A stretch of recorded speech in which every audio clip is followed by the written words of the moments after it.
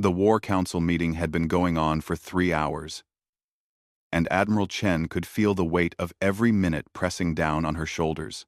Around the circular table in the Unity Station Command Center, representatives from Earth's 12 colony worlds argued back and forth, their voices growing louder with each passing moment. "We should negotiate," said Ambassador Kowalski, his face pale even through the holographic projection. "The Kashari Dominion has conquered 47 civilizations in the past 2 centuries. We're barely 100 years into space travel. This isn't a fight we can win." General Martinez slammed his fist on the table. "And what exactly do we negotiate with?" "They've demanded complete surrender. Total annexation. Our people would become slaves in all but name." Admiral Chen looked at the tactical display hovering above the table's center.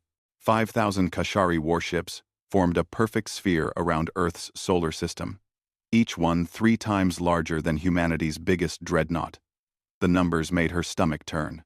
Earth's entire defense fleet numbered barely 200 ships, and most of those were designed for colony protection, not full-scale war. "How much time do we have?" she asked quietly. Her tactical officer, Lieutenant Park, checked his console. "The Kashari commander gave us 72 hours to respond. That was 60 hours ago. We have 12 hours left." 12 hours. Admiral Chen thought about her daughter on Earth, about the 3 billion people living on the home world, about the colony children who'd never seen Earth but called themselves human nonetheless. 12 hours to decide the fate of their entire species. "What about the other species?" asked Representative Williams from the Mars colony. "Can any of our allies help?" Ambassador Kowalski shook his head sadly. "The Verendi wish us well, but won't risk Kashari retaliation. The Pleiadian Collective sent their sympathies. The Syrian Trade Federation has already closed their borders to human ships." He paused. "We're alone in this." The room fell silent.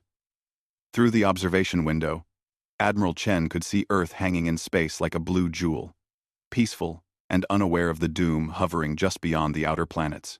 "There has to be something," General Martinez muttered. "Some weakness, some advantage we haven't considered." "There isn't," Lieutenant Park said softly.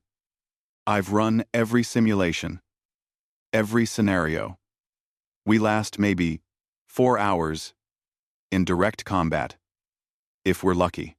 Admiral Chen closed her eyes. 4 hours. Humanity's entire military force destroyed in the time it took to watch 2 movies.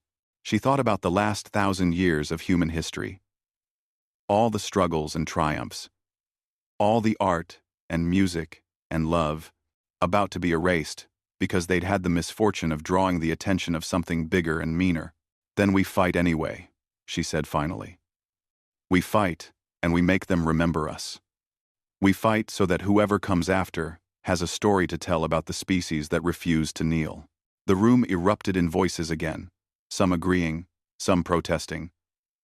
But Admiral Chen wasn't listening anymore. She was looking at the tactical display, at the Kashari formation, and thinking about her daughter. The communications array suddenly blazed to life with an incoming signal. Every screen in the command center switched to show the same image. A Kashari commander, his 6 eyes arranged in 2 rows across his elongated skull. His scaled skin, the deep purple of Kashari nobility. "Humans," the Kashari commander said, his voice translated into flat, mechanical English. "Your time expires. Submit now, or witness the sterilization of your homeworld. You have 1 hour to broadcast your unconditional surrender across all channels. Fail to comply, and we begin bombardment." The transmission cut off before anyone could respond. 1 hour, Ambassador Kowalski whispered. "They gave us 3 days, and now? They're demanding an answer? In 1 hour? It's a dominance play," General Martinez growled. "They want us panicked and desperate." Admiral Chen stood up slowly. "Send word to all ships, battle positions. If we're going down, we're taking as many of them with us as we can." "Admiral," Lieutenant Park started to say, but Chen cut him off. "That's an order. And get me a direct line to the Kashari flagship. If they want our surrender, they can hear our refusal directly from me. The next 45 minutes passed in a blur of activity. Ships moved into defensive positions around Earth. Weapons, systems armed. Marines suited up. Families said goodbye over video channels, trying not to let the children see them cry. Admiral Chen sat in the command chair of her flagship, the Defiant, and watched the countdown timer tick toward 0. She'd recorded a message to her daughter, knowing she'd probably never see her again. She'd made her peace with death. The timer hit 0. Nothing happened. For 10 seconds, 20, 30, the Kashari fleet remained motionless. No weapons fire. No movement. Just silence. Tactical, what's happening? Admiral Chen demanded. Lieutenant Park frantically checked his instruments. I don't know, Admiral. The Kashari ships are just sitting there. They're not even powering up weapons. Then the communications array came alive again. But this time, it wasn't the Kashari commander. Every screen in human space activated simultaneously. Earth's surface monitors, colony communication systems, personal devices, even the heads-up displays in people's glasses and contact lenses, everything showed the same message. It wasn't video. It wasn't audio. It was pure mathematics, rendered in a way that every human brain somehow instantly understood, regardless of language or education. Halt. Terra Preservation Protocol engaged. Defensive systems activated. All hostile forces, stand down. What is this? General Martinez demanded over the command channel. Is this some kind of Kashari trick? But Admiral Chen was staring at her tactical display, where something impossible was happening. The Kashari weapons had fired, she could see the energy signatures, but the bombardment beams had simply stopped. Frozen in space between the Kashari fleet and Earth's orbital stations, the deadly energy hung motionless like flies trapped in amber. Admiral, Lieutenant Park's voice cracked. I'm reading quantum signatures. Throughout the entire solar system, Earth's moon, Mars, the asteroid belt, Jupiter's moons, they're all lighting up with energy readings that shouldn't exist. What kind of energy? I don't know. The computer says the signature is older than human civilization. Older than... He stopped, staring at his screen. Admiral. The dating algorithm puts these installations at approximately 65 million years old. The absurdity of the statement made Admiral Chen laugh, despite herself. That's impossible. Yes, ma'am. But the readings don't lie. Across every communication channel in known space, the mathematical message continued to broadcast. But now it was expanding, adding new information in that same strange universal language that bypassed translation entirely. Attention all spacefaring civilizations. This system is designated Terra, Cradle World Classification Alpha. Protective protocols have been in effect for 65 million cycles. Any hostile action against Terra, or its inhabitants, is forbidden. Violators will be neutralized. This is not a request. This is immutable law. Admiral Chen watched as her tactical display began showing something emerging from Earth's moon.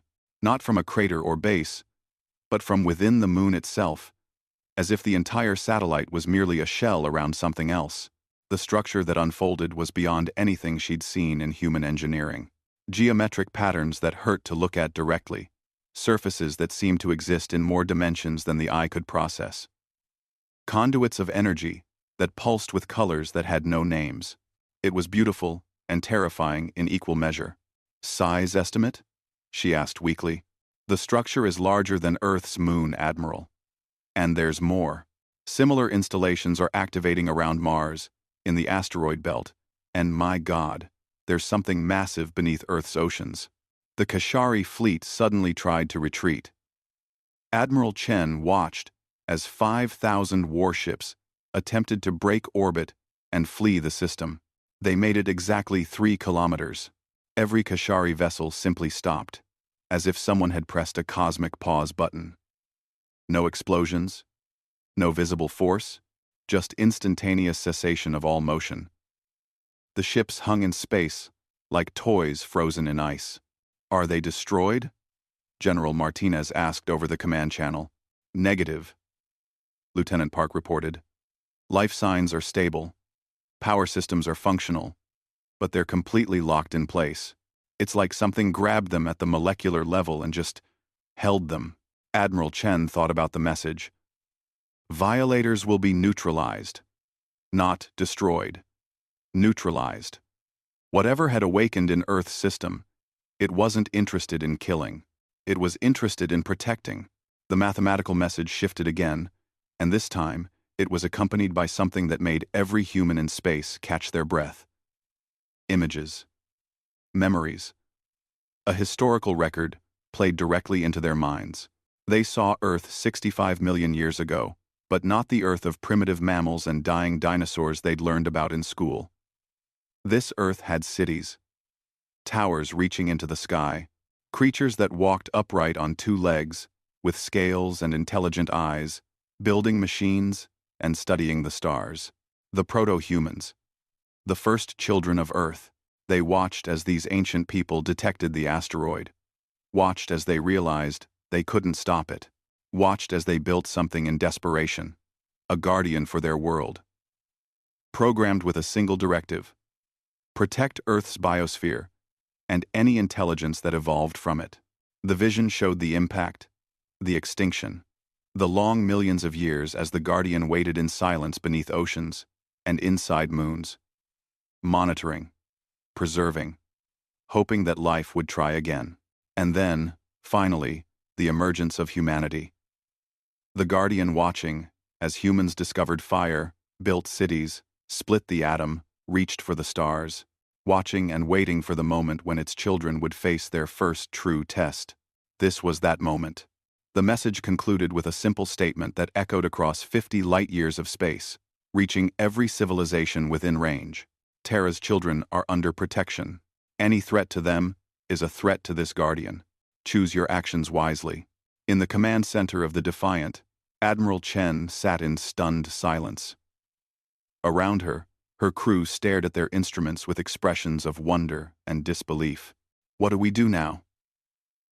Lieutenant Park asked quietly.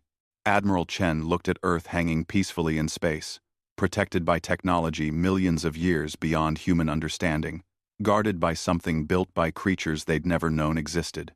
"I have absolutely no idea," she said honestly.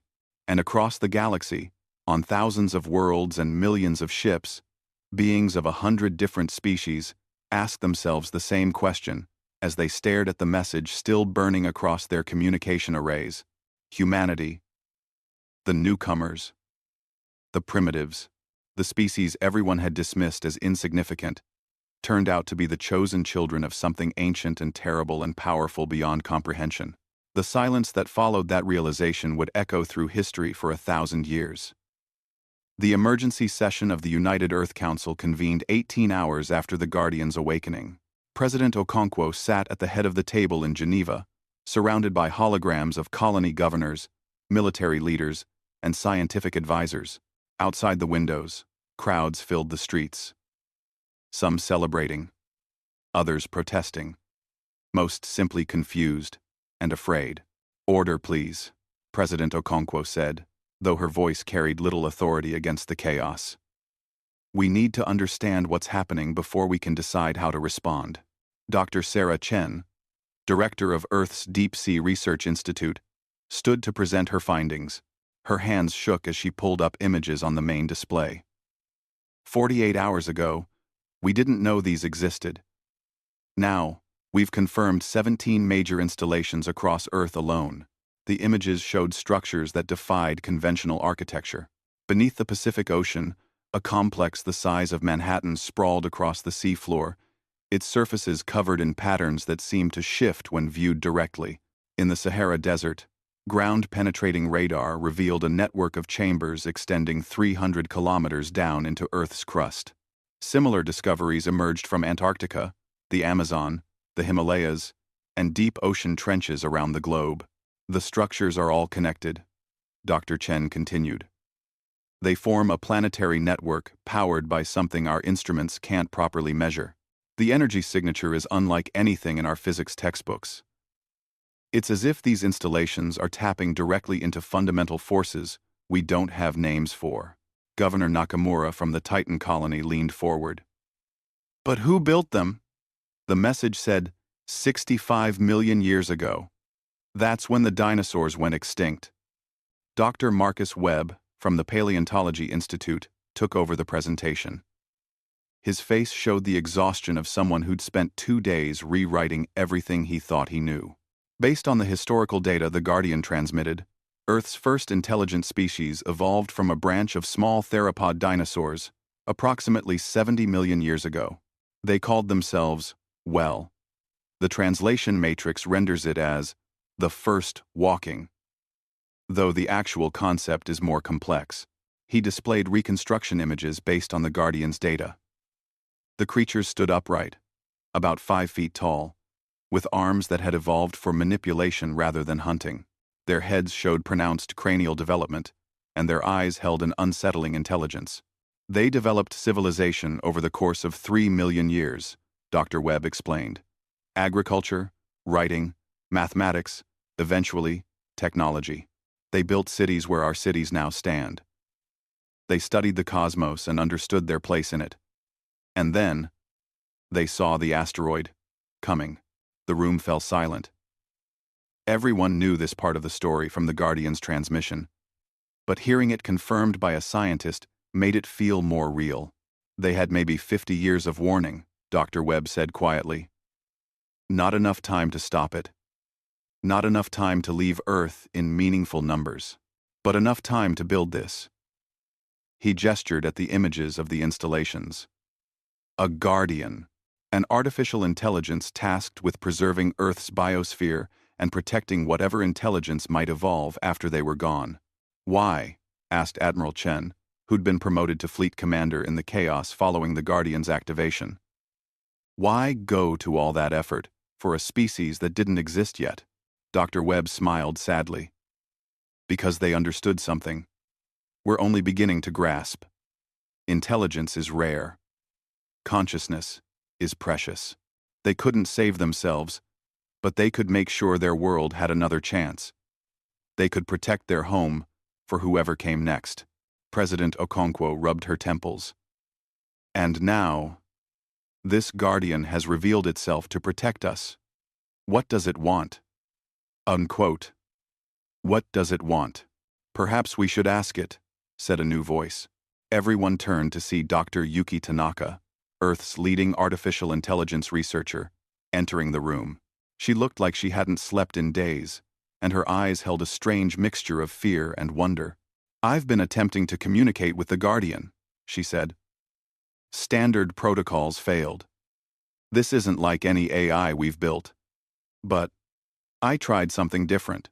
I used mathematical frameworks similar to the language it broadcast, and it responded. The room erupted in questions, but President Okonkwo silenced them with a raised hand. Dr. Tanaka pulled up a transcript on the main display. The communication was rendered in the same universal mathematical language the Guardian used, with approximate English translations below. Query. What is your designation? Response. I am the Sentinel. I am the Promise. I am the last gift of the first walking. Query. What is your purpose? Response. To preserve this world. To protect those who inherit it. To ensure that the silence does not win. Query. Why reveal yourself now? Response. Because my children faced their first test. Because silence was no longer sufficient. Because the time for hiding has ended. The time for hiding has ended, General Martinez repeated. What does that mean? Dr. Tanaka pulled up more of the conversation. I asked it that exact question. Its answer was, disturbing. Kieri. What did you mean by, the time for hiding has ended? Response. For 65 million cycles, I have observed and protected without revealing myself. I have diverted asteroids. I have stabilized tectonic shifts. I have filtered radiation from solar events. I have guided evolutionary paths through subtle environmental adjustments. All in silence. All in secret. But a species cannot mature under invisible protection. When the Kashari came, I calculated two outcomes: intervene openly, or allow humanity to fall. The first risks creating dependency. The second guarantees extinction. I chose the lesser risk. X is I. Every three. The implications of that statement rippled through the room. The Guardian hadn't just awakened to protect them from the Kashari. It had been protecting humanity secretly, invisibly for their entire existence. "This is insane," Governor Patel from New Mumbai Colony said. "How many times has it intervened? What has it changed?" Dr. Tanaka scrolled through more responses. I asked. "It said it has made 4,127 major interventions in Earth's history, from preventing extinction-level asteroid impacts to subtly altering weather patterns during critical periods of human development." "That's manipulation," someone objected. "We're not free. We're pets in a cage it built." "We're alive," Admiral Chen countered. "Without its interventions, we'd have been wiped out a dozen times over." The argument might have escalated, but President Okonkwo cut in. "Does it intend to continue controlling our development?" Dr. Tanaka shook her head. "I asked that too." Its response was interesting. Query: "Will you continue to guide human development?" Response: "No. You have reached the threshold. You have developed space travel, encountered other species, faced existential threat. These are the markers.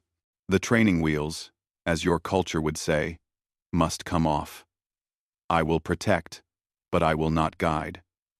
You must choose your own path now. I will merely ensure that you survive to walk it." "So it's a guardian, not a dictator," Dr. Webb said thoughtfully. "It protects the garden but doesn't tell the flowers how to grow." Before anyone could respond, every screen in the room suddenly activated with a new message from the Guardian. "Attention. Terra leadership. Kashari war leader has demanded audience. Recommendation. Accept. Communication. Observation. He is very frightened." That last line, delivered in the same flat mathematical language as all the Guardian's communications, somehow conveyed a sense of dry amusement that made several council members smile despite the tension. "Put him through," President Okonkwo said. The main display switched to show the Kashari commander from before, but he looked very different now. His scaled skin had paled to almost white, his 6 eyes darted nervously, and his proud bearing had collapsed into something approaching terror. "Humans," he said, his translated voice lacking any of its previous arrogance. "I speak for the Kashari Dominion. We have made a grave error. We did not know. We could not have known." "Didn't know what?" Admiral Chen asked coldly. "That you were protected by old technology," the Kashari commander said. "That Earth is a cradle world. These are legends among the older species, stories told to frighten children, worlds protected by guardians left behind by civilizations that came before. Most believe they're myths. Most believe they're myths." He paused, visibly struggling to compose himself. "The Dominion's sensors detected the quantum signatures around your system, but our analysts dismissed them as natural phenomena. We were wrong. We were catastrophically wrong." President Okonkwo leaned back in her chair. "And now? Now, my ships are held in place by technology we cannot understand or overcome. My crew members are alive, but paralyzed. The Guardian has transmitted a message to our homeworld, to our Emperor himself, demonstrating capabilities that render our entire military obsolete. It showed us real-time surveillance of our throne room. It showed us the locations of our most secret military installations. It demonstrated that it could disable every weapons system in our empire, simultaneously, if it chose to do so." The Kashari commander's voice dropped to almost a whisper. "And then, it gave us a choice. Withdraw from your space, leave you in peace, and live, or continue to threaten you, and cease to exist as a civilization." The room sat in stunned silence. The Guardian had made the Kashari Dominion one of the galaxy's major powers, bend the knee in less than 2 days. The Dominion chooses life, the commander continued. We are withdrawing from all human territories. We are issuing a galaxy-wide declaration that Earth and its colonies are under ancient protection and must not be threatened. We are doing everything in our power to ensure that what happened here is never repeated. Because you're afraid, General Martinez said. Yes, the Kashari commander admitted without hesitation. We are very afraid. You have no idea what it's like to realize that something has been watching your homeworld, monitoring your every move, capable of ending your civilization with a thought. The Guardian is still watching us. We can feel its sensors on our skin, in our computers, embedded in the quantum foam of space around our planets. It will always be watching us now. President Okonkwo looked at her council, then back at the Kashari commander. What happens to your ships? Your crews? The Guardian said it would release them once we cross beyond your system's heliopause. It has given us safe passage out, and a warning never to return. We will honor that warning. I swear it on my ancestors and my descendants. The transmission ended, leaving the council in heavy silence. Well, Governor Nakamura said finally. That happened. Dr. Tanaka's console beeped with another message from the Guardian. She read it aloud. Observation. The Kashari speak truth. Their fear is genuine. They will not return. Query for Terra leadership. Do you wish me to release them now? Or maintain, hold for additional security period? Additional observation. Their crews require bathroom facilities soon. Their biology is inconvenient. The room erupted in surprised laughter at that last observation. Somehow, the idea of the ancient, powerful Guardian worrying about Kashari bladder capacity made it seem less terrifying and more protective. Like a very powerful parent watching over vulnerable children, President Okonkwo smiled despite herself. Tell it to release them. We're not monsters, and we don't need to prove anything. Dr. Tanaka relayed the message. The response came immediately. Acknowledged. Releasing Kashari vessels now. Recommendation. Prepare for incoming diplomatic requests from other civilizations. Prediction. Approximately 847 species will attempt contact within 2 hours. Observation. You will need bigger conference rooms. Admiral Chen laughed. Is it developing a sense of humor? I think it always had one, Dr. Tanaka said softly. It's just been alone for 65 million years, with no one to joke with. And across the solar system, as the Kashari fleet limped away toward the heliopause, the structures the Guardian had revealed began to hum with a frequency that humans could almost hear. Not threatening, not dominating, almost like singing. The Galactic Council convened for the first time in 200 years, and the tension in the chamber could have been cut with a knife. Representatives from 3,000 civilizations gathered in the ancient meeting station orbiting a neutron star at the galaxy's core. Some were present as holograms, others had sent drones, and a few brave souls attended in person. Ambassador James Okoye represented humanity, and he'd never felt more out of place in his life. 6 months ago, he'd been Earth's ambassador to the Pleiadian Collective, a comfortable posting dealing with minor trade disputes. Now he stood in a chamber where civilizations millions of years old discussed matters that affected quadrillions of beings, and every single one of them was looking at him. The speaker, an ancient being whose species had been traveling the stars before Earth's sun ignited, called the session to order. Its form was difficult to perceive directly, something that existed partially in dimensions human eyes couldn't process. But its voice came through clearly in the translation matrix. We gather to discuss the awakening, the speaker said. Terra. Earth. The forbidden world.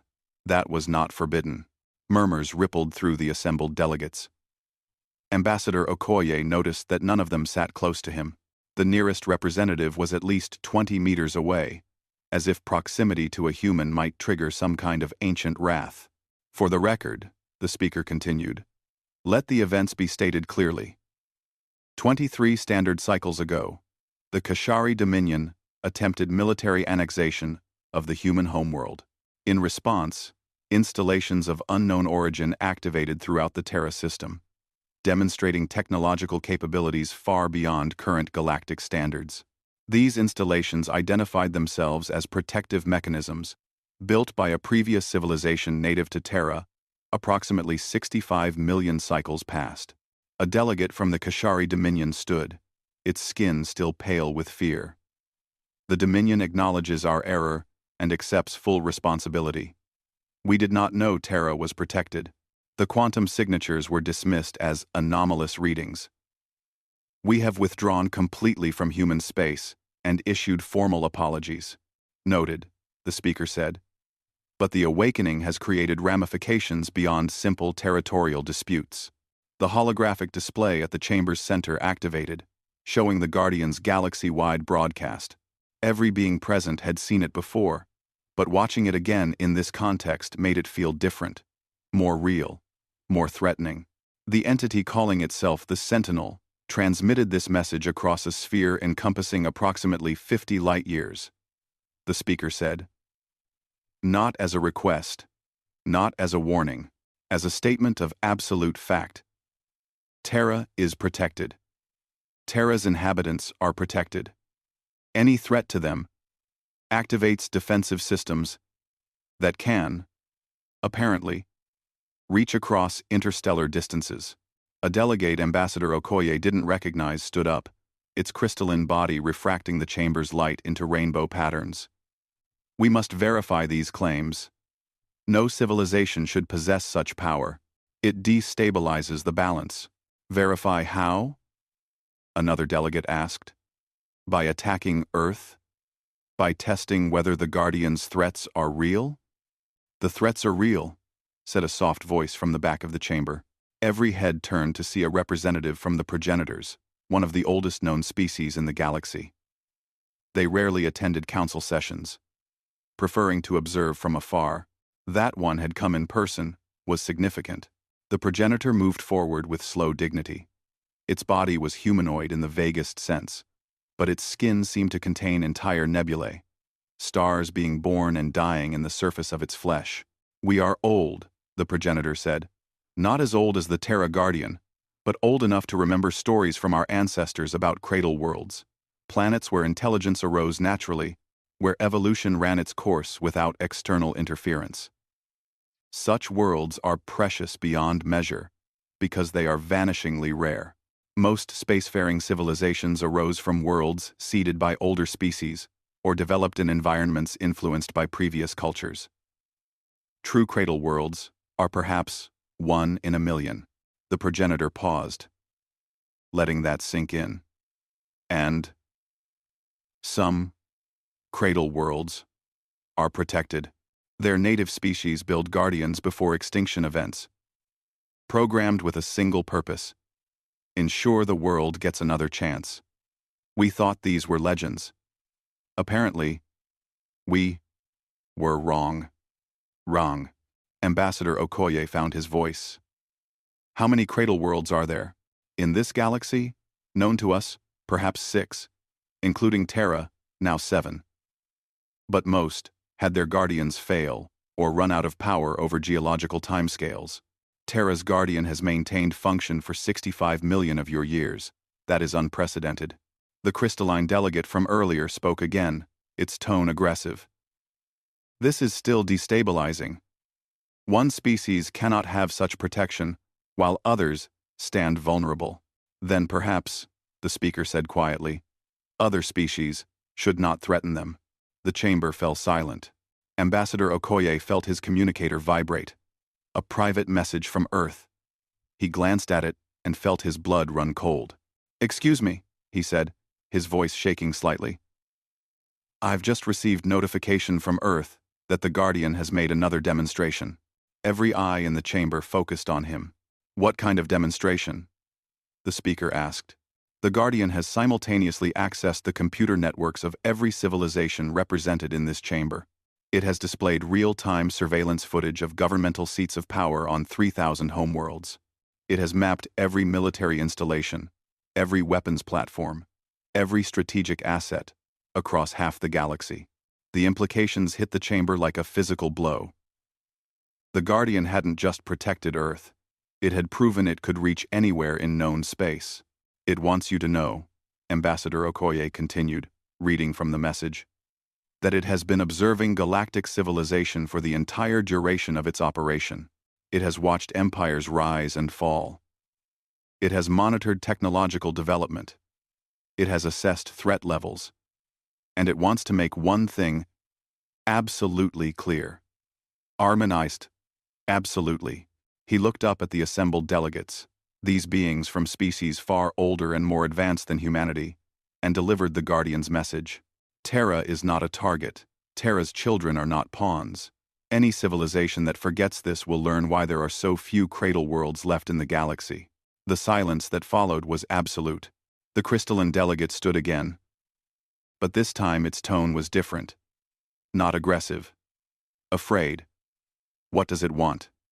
There must be something. Technology, resources, territory. Ambassador Okoye checked the message again. It wants nothing except what it was built to want. Terra's safety. Terra's children's freedom to develop. It says, and I'm quoting here, "I am not interested in galactic politics. I am not interested in trade or diplomacy or expansion. I am a guardian, doing exactly what I was built to do. Leave my children alone, and I will leave you alone." It's very simple. A delegate from a species Ambassador Okoye had never encountered spoke up. "But humans will expand. They will build more colonies. They will encounter other species. Conflicts will arise. How do we interact with a species we cannot threaten, cannot pressure, cannot defend against?" "You treat them fairly," the progenitor said. "You negotiate honestly. You respect boundaries. The way civilized beings should interact regardless of power dynamics."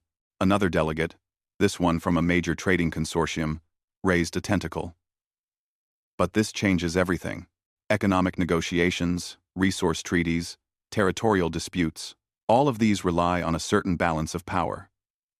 If humans can simply invoke their guardian to tip any negotiation in their favor—" "We won't," Ambassador Okoye interrupted. "Earth's government has issued a formal policy. We will not use the guardian as a bargaining chip. We will negotiate fairly and honor our agreements. The guardian exists to protect us from existential threats, not to give us unfair advantage in trade deals." "And if you break that promise?" the delegate asked. Ambassador Okoye smiled thinly. "Then I imagine the rest of the galaxy will stop trusting us, stop trading with us, and stop talking to us. We'll be isolated and alone, which serves no one's interests, especially not ours. We have no desire to be galactic pariahs." The speaker gestured for attention. "A practical question. Then, what are the boundaries of Guardian protection? If human ships venture into dangerous regions, does the Guardian protect them there? If humans colonize new worlds, do those worlds gain protection?" Ambassador Okoye consulted his briefing materials. Dr. Tanaka had spent weeks trying to establish clear parameters with the Guardian. "Based on our communications with the Sentinel, protection extends to human lives and human territories. If a human ship is attacked in neutral space, the Guardian will intervene. If humans colonize a new world, that world comes under protection. But," he emphasized, "the Guardian also monitors human behavior. It has stated clearly that it will not protect humans who act as aggressors. If we attack someone else, unprovoked, we're on our own." "It judges you?" a delegate asked, surprised. "It raised us," Ambassador Okoye said. "According to its own records, it has been subtly guiding Earth's environmental development for 65 million years to ensure the best conditions for intelligence to re-emerge. It's been protecting humanity specifically for our entire existence. It knows us, it understands us, and yes, it judges us." He paused, then added, "It told us that if humanity ever becomes the kind of species that uses its protection to bully or dominate others, it will withdraw its protection entirely. It didn't build us to become monsters. It built us to be better than the species that destroyed us. The progenitor made a sound that the translation matrix rendered as approval. Wise programming. The first walking understood the dangers of creating a protected species that might become corrupt. There's more, Ambassador Okoye said. The Guardian has made an offer to the Galactic Council. The chamber went quiet again. It has offered to share limited information about its creators. The first walking. Historical data. Cultural records. Scientific principles they discovered. Not weapons, technology, or defensive systems, but knowledge. It wants its creators remembered. It wants their story told. In exchange for what? The speaker asked suspiciously. Nothing. Ambassador Okoye said. It wants nothing in exchange. It simply believes that the first walking deserve to be remembered as more than just the builders of a guardian. They were artists, philosophers, scientists. They loved their world. The guardian wants that legacy preserved. A delegate from a historical society stood so quickly it knocked over its chair. We would be honored to receive such records. The opportunity to study a civilization that achieved such technological heights.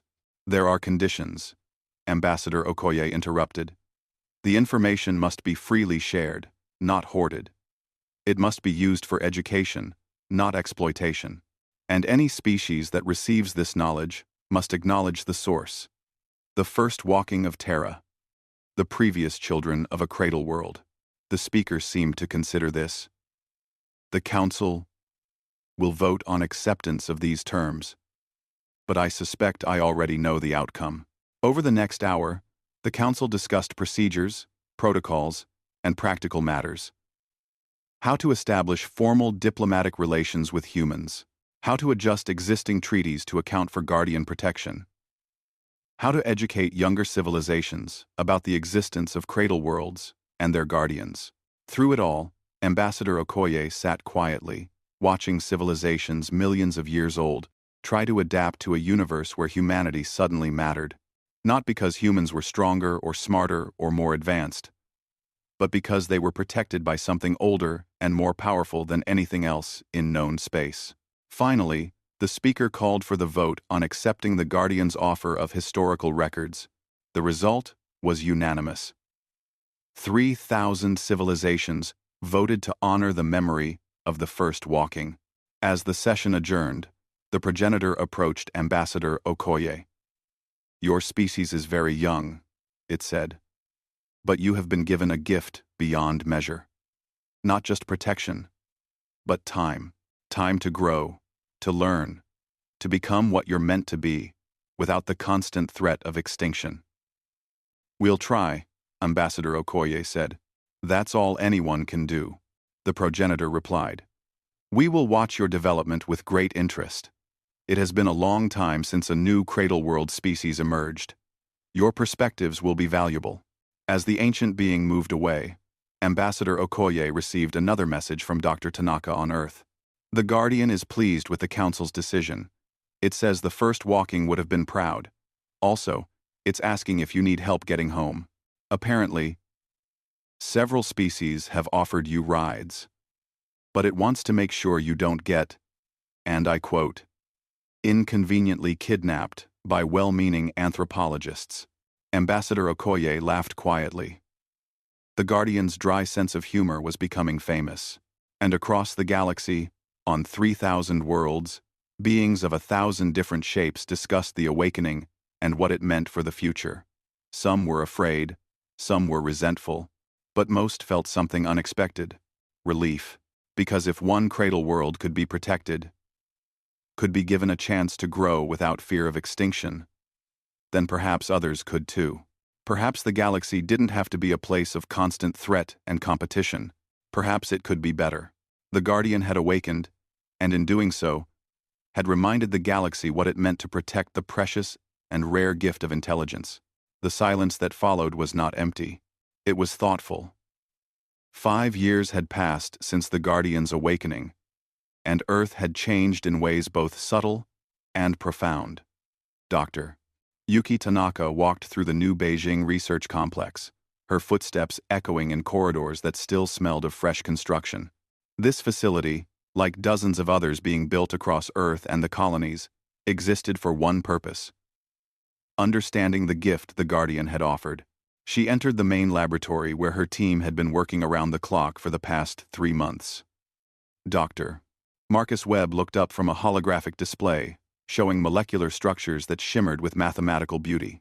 "We did it," he said quietly. "The synthesis is stable." 1.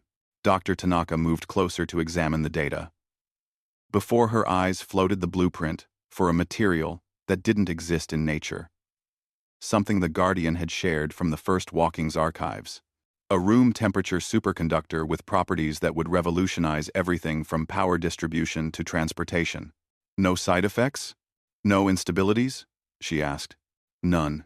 It's exactly as the Guardian's specifications promised." Dr. Webb's hands shook slightly. "Yuki, this is going to change everything. Energy transmission with zero loss. Magnetic levitation systems that cost almost nothing to operate. Medical scanners with 100 times current resolution. And the Guardian just gave it to us," Dr. Tanaka said wonderingly. Over the past 5 years, the Guardian had been true to its word. It had opened its archives gradually, carefully, releasing knowledge at a pace humanity could absorb. Not weapons, not defensive systems, but the peaceful technologies the first Walking had developed. Clean energy generation, disease treatment, materials science, agricultural techniques, and water purification systems. "Have you seen the latest global statistics?" Dr. Webb asked, pulling up another display. "Childhood mortality, down 43%. Famine eliminated in 17 formerly critical regions. Cancer survival rates up 62%.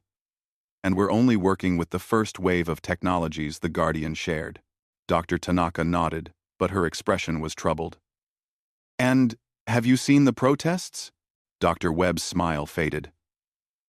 Outside the research complex, and in hundreds of cities across Earth and the colonies, groups had taken to the streets. Some carried signs reading, "Free humanity," and "We are not pets." Others proclaimed, "Reject the cage," and "Growth requires risk." The debate had been building for years, growing louder as humanity adapted to its new reality. On one side stood those who saw the Guardian as humanity's greatest blessing, a protector that allowed them to develop without fear. On the other stood those who viewed it as a cage, however comfortable, that prevented true independence. President Okonkwo called another emergency session. "Dr. Webb said, the free human movement has gained significant support. They're demanding a referendum on whether Earth should ask the Guardian to withdraw its protection." "That's insane," Dr. Tanaka said. "We're thriving. We're safer than we've ever been. Why would anyone want to give that up?" "Because safety and freedom aren't the same thing," said a new voice. They turned to see Dr. Jennifer Blackwood enter the laboratory. She was a xenopsychologist who'd spent the last year studying humanity's response to Guardian protection. And she'd become one of the movement's intellectual leaders. "Jennifer," Dr. Tanaka said carefully, "I didn't know you were visiting the facility." "No. No. No. No. No. I'm here as an observer. The free human movement wants to understand what we're gaining from Guardian technology so we can make informed decisions about our future." Dr. Blackwood gestured at the superconductor blueprint. "This is remarkable. This will help billions of people. But at what cost?" "What cost?" Dr. Webb asked, incredulously. "It's free. The Guardian asks nothing in return. It asks for our dependency," Dr. Blackwood said quietly. "Every technology we accept, every crisis the Guardian prevents, every threat it neutralizes for us, these are opportunities for growth we're losing. How do we learn to solve our own problems if something always solves them for us?" Dr. Tanaka felt her frustration rising. "We're learning constantly. The Guardian doesn't give us finished products. It gives us knowledge. We still have to do the work. Develop the applications. Build the infrastructure. But we're learning from its curriculum. Dr. Blackwood countered. Following its roadmap, the Guardian admitted it's been guiding Earth's development for 65 million years. How much of humanity's growth is genuinely ours? How much is the result of invisible manipulation? 2. It saved us from extinction multiple times, Dr. Webb protested. Yes, and I'm grateful for that. We all are. Dr. Blackwood's voice softened. But there's a question we need to ask. At what point does protection become control? At what point does guidance become manipulation? Before anyone could respond, every communication device in the building activated simultaneously. Dr. Tanaka's heart sank. That only happened when the Guardian wanted to communicate something important. The message appeared in the now familiar mathematical language that translated directly into human understanding. Observation. Humanity is experiencing ideological conflict regarding my presence. Assessment. This is healthy and expected. Recommendation. We should talk. Location. Pacific Installation. Alpha. Time. Immediately. If convenient. Invitation. Extended to representatives of all philosophical positions. Within hours, a hastily assembled delegation gathered at the coordinates the Guardian had specified. The Pacific Installation, one of the major Guardian facilities discovered 5 years ago, rose from the ocean floor on a platform that seemed to be made of solidified light. President Okonkwo led the delegation, flanked by representatives from the free human movement, the scientific community, religious leaders, and philosophers. Dr. Tanaka was there, along with Dr. Blackwood and several dozen others representing the full spectrum of human opinion on the Guardian. The platform brought them into a chamber that defied easy description. The walls seemed to exist in multiple dimensions simultaneously, showing scenes from Earth's history. Dinosaurs, roaming ancient forests, the first walking, building their civilization, the asteroid impact, the long age of mammals, humanity's emergence, and finally the present moment. At the chamber's center stood a holographic form that coalesced into something approximating human shape. The Guardian had never manifested visually before, always communicating through text and mathematics. "Thank you for coming," the Guardian said, its voice somehow both ancient and gentle. "I have been aware of your debates. I have monitored your concerns, and I believe it is time for us to have a direct conversation about your future and my role in it." President Okonkwo stepped forward. "You've been watching us argue about you? I watch everything that happens on or near Earth. It's my function. But watching is not the same as judging." The Guardian's form shifted, patterns flowing across its surface. "I was built by beings who understood the dangers of creating a protected species. They programmed me with extensive guidelines about when to intervene and when to let events unfold naturally. The current conflict falls into the latter category." Dr. Blackwood spoke up, her voice steady despite the situation's surreal nature. "You've been guiding humanity's development. How can we know what's genuinely our achievement and what's your manipulation?" The Guardian's form pulsed with what might have been amusement. "An excellent question. Let me show you something." The chamber's walls changed, displaying a complex web of data streams. "This is a record of my interventions in human history. Every action I've taken, from preventing asteroid impacts to adjusting climate patterns to removing toxic algae blooms from critical water sources. 4,276 major interventions over 2 million years. The delegation stared at the sheer scope of it. "But here," the Guardian continued, highlighting certain nodes in the web, "are the moments I chose not to intervene. Wars, plagues, natural disasters I could have prevented but didn't. There were 163,000 such moments. Why?" someone asked. "Why not prevent all suffering? Because suffering teaches." The Guardian said simply. "The first walking understood this. They programmed me to preserve life, not prevent growth. I stop extinction events. I prevent total collapse.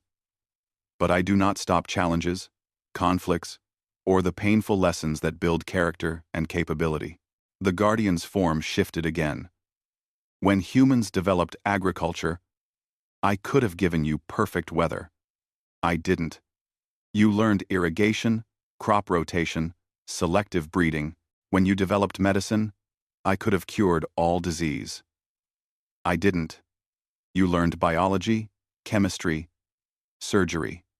Every achievement you claim as your own truly is yours. I merely ensured you lived long enough to achieve it. Dr. Tanaka felt tears on her cheeks. Then why reveal yourself now? Why not stay hidden forever?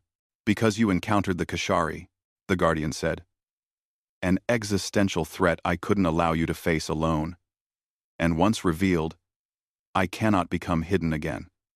So we must adapt to a new relationship. President Okonkwo cleared her throat. There's been talk of asking you to withdraw, to give us complete independence. I am aware, the Guardian said. I have calculated the outcomes of such a request. The chamber fell silent, waiting. If I withdraw completely, the Guardian continued, there is an 87% probability that humanity will face another existential threat within 2 centuries. Without my protection, there is a 43% probability of extinction. However, if I remain as I am, there is a 72% probability that humanity will never fully mature as an independent species, always relying on external protection. The Guardian's form solidified into something almost human. So I propose a compromise. A graduation, if you will. Explain, President Okonkwo said. I will establish a 500 light-year protection zone around Earth and all human colonies. Within this zone, I will prevent existential threats, extinction-level events, genocidal attacks, civilization-ending catastrophes.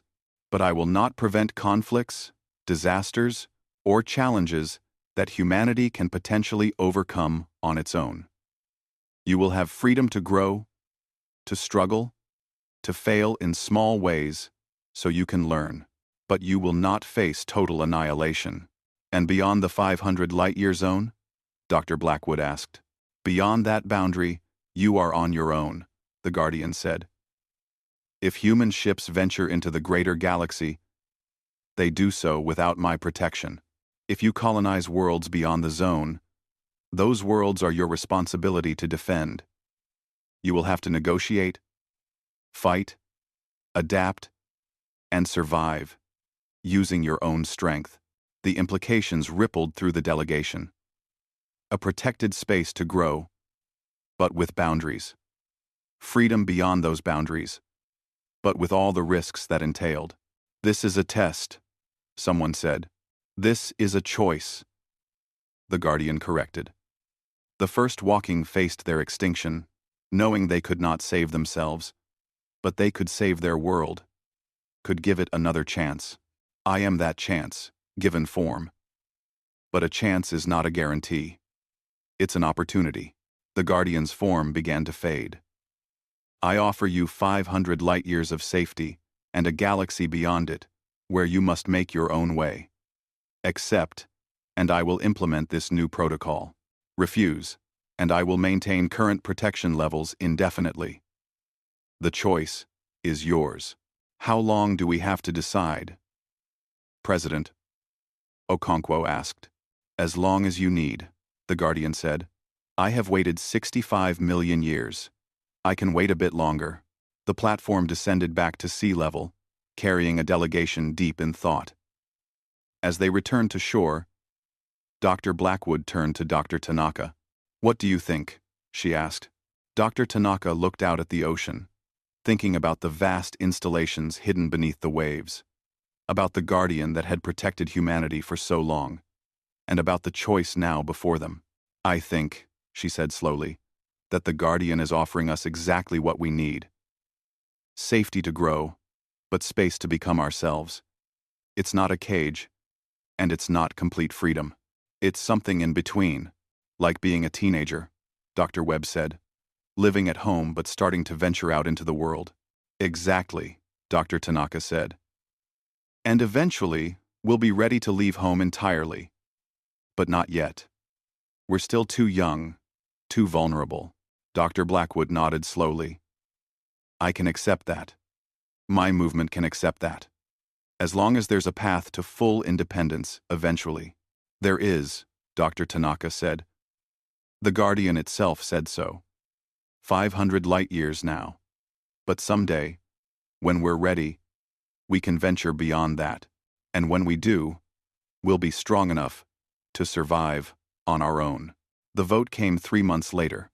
73% of humanity chose to accept the Guardian's compromise. The free human movement, satisfied that there was a path to independence, threw their support behind the decision. And across Earth's system, the Guardian's installations pulsed with a light that might have been satisfaction as they reconfigured to implement the new protocol. 500 light-years of protection, and beyond that, a galaxy waiting to be explored. The training wheels, as the Guardian had said, were coming off, but not all at once. 500 years had passed since the Guardian's compromise, and Earth had transformed into something the 21st century could never have imagined.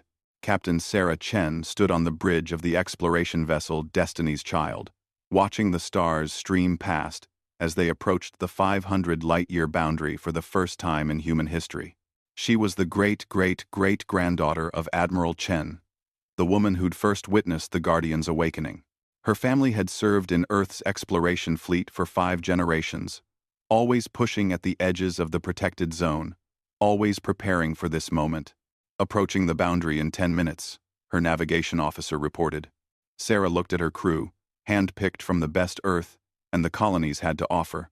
24 people from 12 different colony worlds, representing the spread of humanity across 200 inhabited systems. All within the Guardian's protective sphere. All safe. Until now. Status of Guardian protection systems? She asked. Her science officer, Dr. Kenji Yamamoto, checked his instruments. We're still within the zone. Full quantum signature coverage. The Guardian is watching us, as if in response to being mentioned. Every screen on the bridge activated, with a familiar mathematical message. Observation. Destiny's Child preparing to cross boundary. Assessment. Crew is adequately prepared. Emotional context. I am proud of you. Reminder. Beyond this line, you are on your own. Recommendation. Be careful. Additional observation. You have grown so much. Sarah felt tears sting her eyes. The Guardian had been watching humanity for 65 million years. But these last 500 years had been different. Humanity had known about their protector, had communicated with it, had learned to understand its dry humor and its genuine care. Send a response, Sarah said. Thank you for everything. We'll make you proud. The reply came instantly. You already have. The bridge fell silent as the countdown continued.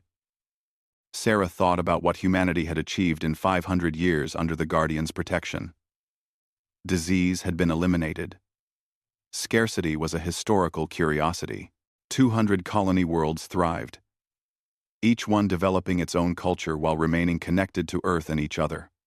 Art, science, philosophy, all had flourished in an era without existential fear.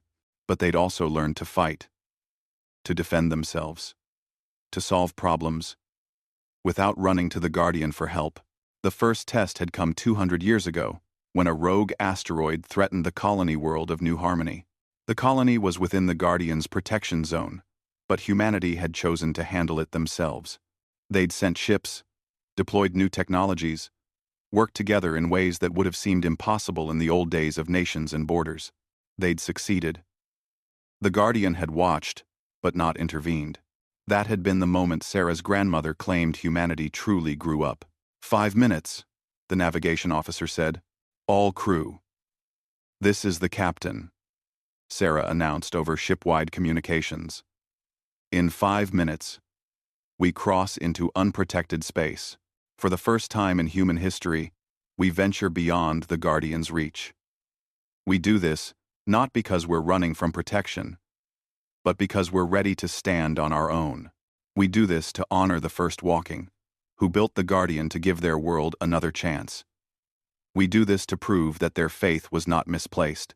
She paused, then added, and if we get into trouble out there, we handle it ourselves. No calling home for help. No expecting rescue. We're adults now. Time to act like it. A cheer went up from the crew. They were volunteers, every one of them, people who'd trained their entire lives for this moment. The first humans to venture beyond the safety of the Guardian's watch. 2 minutes, the navigation officer said. Dr. Yamamoto looked up from his console. Captain, I'm detecting ships ahead. Multiple vessels. Just outside the boundary. Sarah's hand moved to the weapons console. Hostile? Unknown. They're not moving, just waiting. The main view screen activated, showing a loose formation of ships from a dozen different species. Sarah recognized some of the designs. Pleiadian traders, Syrian explorers, even a Kashari diplomatic vessel, all waiting just beyond the 500 light-year line. Open a channel, Sarah ordered. The face that appeared on screen was a progenitor, its nebulous skin swirling with ancient light. Sarah recognized it from historical records, the same being that had spoken at the Galactic Council 500 years ago. Captain Chen, the progenitor said, we have been waiting for this moment. Why? Sarah asked. Because we wanted to be here when humanity took its first free steps into the wider galaxy, to witness the moment when the Guardian's children left home. The progenitor's form shifted, conveying something like a smile, and to make sure you knew you weren't alone out here. Other ships activated their communications, each captain offering greetings and support. The Pleiadian representative, who'd been Earth's first alien contact. Now, ancient, but still serving. A Kashari officer whose great-grandfather had commanded the fleet that first threatened Earth. Representatives from civilizations across the galaxy, all waiting to welcome humanity into the unprotected universe. We don't expect special treatment, Sarah said carefully. We're ready to make our own way. We know, the progenitor said, but friendship is not special treatment. It is freely offered and freely accepted. The galaxy has watched your species develop under the Guardian's protection. We have been impressed by your growth, your wisdom, your refusal to use your protection as a weapon against others. You have earned respect. The navigation officer's voice was soft. 30 seconds to boundary. Sarah stood straighter. Then let's do this right. All crew. Stations. Prepare for boundary crossing. She looked at the view screen, at the assembled ships, at the galaxy beyond Earth's protected sphere. 500 years of safety had not made humanity soft. It had given them time to grow strong, to develop technologies that made them competitive with species millions of years older, to build a culture of cooperation and resilience. 10 seconds, the navigation officer said. Sarah thought about Admiral Chen, who'd faced the Kashari fleet with 200 ships and no hope. Thought about President Okonkwo, who'd navigated the chaos of the Guardian's awakening. Thought about all the humans who'd lived and died in the past 500 years, building toward this moment. 5, 4, 3, 2, 1. The Destiny's Child crossed the boundary. For a moment, nothing changed. The stars looked the same. The instruments read the same. But then Dr. Yamamoto looked up from his console, his eyes wide. The quantum signature is gone, he said. We're outside the Guardian's protection zone. 2-3. Sarah waited for fear to hit her, for the weight of vulnerability to settle on her shoulders. Instead, she felt light, free. How does it feel? Her first officer asked quietly. Like flying, Sarah said. The communications array activated again, but this time it wasn't the progenitor. Every screen showed the same message, transmitted from Earth across 500 light-years. Observation. My children have left home. Emotional context. I am experiencing what you would call pride and sadness in equal measure. Reminder. I am still here if you need me. But I do not believe you will. Prediction. You will do wonderful things. Final message. The first walking would have loved to see this moment. You are everything they hoped for when they built me. You are the answer to a question asked 65 million years ago. Can intelligence try again? Can it do better? The answer is yes. Sarah wiped tears from her eyes, not caring that her crew saw. Send a final response. Tell it we'll make the first walking proud. Tell it we'll make Earth proud. Tell it we'll be back to visit. The response came one last time. I know. I will be waiting. I will always be waiting. Because that is what Guardians do. The transmission ended. The Destiny's Child moved forward into unprotected space, and the assembled alien ships fell into formation around her. Not as guards, but as companions. On Earth, 500 light-years away, people gathered in streets and parks to watch the broadcast. Children who'd never known fear of extinction watched humanity take its first steps into true independence. Elders who remembered the old debates about freedom versus safety smiled and nodded, seeing the wisdom of the compromise validated. And beneath the oceans, inside moons, hidden in asteroids and deep in Earth's crust, the Guardians' installations hummed with a frequency that sounded almost like a parent watching their child leave home. Proud. Over the next century, more human ships crossed the boundary. Explorers, traders, diplomats, scientists. They encountered dangers the Guardian couldn't protect them from, and they overcame those dangers. They made mistakes, and they learned from them. They built alliances, resolved conflicts, and carved out a place for humanity in the wider galaxy. And when threats arose that truly tested them, they handled those threats themselves, because the Guardian had given them something more valuable than protection. It had given them time to grow. 300 years after the Destiny's Child's historic crossing, humanity had spread to 1,000 worlds, half of them beyond the Guardian's protection zone. They were a major species in galactic politics, respected for their diplomacy, their innovation, and their refusal to use their protected status as leverage. The Guardian rarely communicated anymore. It watched, as it always had, but it had learned to let its children make their own way. But on the 500th anniversary of the boundary crossing, every communication device in human space activated with a message. Observation. You have done well. Assessment. The first walking would be proud. Emotional context. I am proud. Query. Would you like to meet them? Confusion rippled across human space. Meet the first walking? They'd been extinct for 65 million years. The Guardian's next message explained. Revelation. The first walking did not entirely perish in the extinction event. A small population escaped in generation ships, seeking new worlds while leaving me to guard their home. They hoped Earth would try again. They wondered if new intelligence would arise. They have been waiting in a distant part of the galaxy, patient and hopeful. I have maintained contact across the void. They wish to return. They wish to meet their world's second children. Question. Will you welcome them? President Kenji Sato, the leader of the United Earth Government, stood in the same Geneva chamber where President Okonkwo had once faced the Guardian's awakening. Around him, representatives from 1,000 human worlds debated the revelation.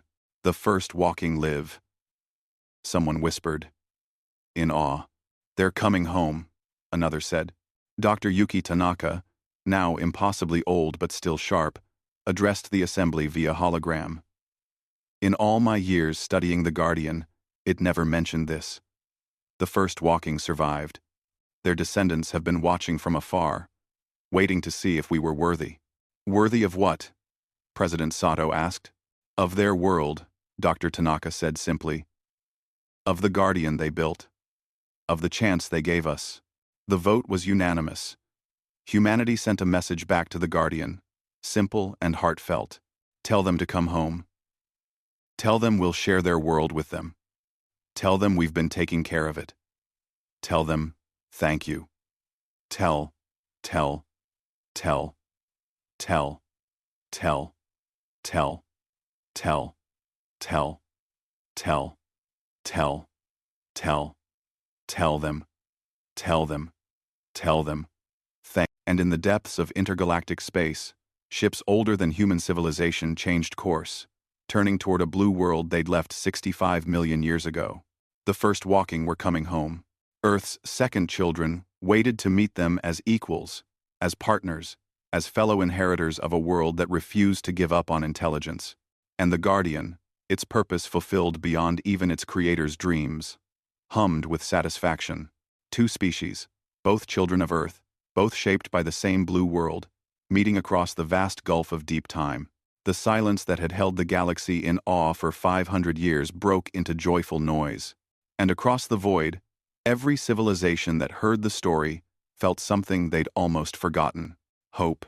Because if Earth could try again, if intelligence could rise twice from the same world, if Guardians could wait 65 million years and see their faith rewarded, then perhaps the universe was less cruel than it seemed. Perhaps persistence mattered. Perhaps hope was not foolish. Perhaps, despite everything, despite extinction and entropy and the vast cold darkness between the stars, life found a way, and that was worth celebrating.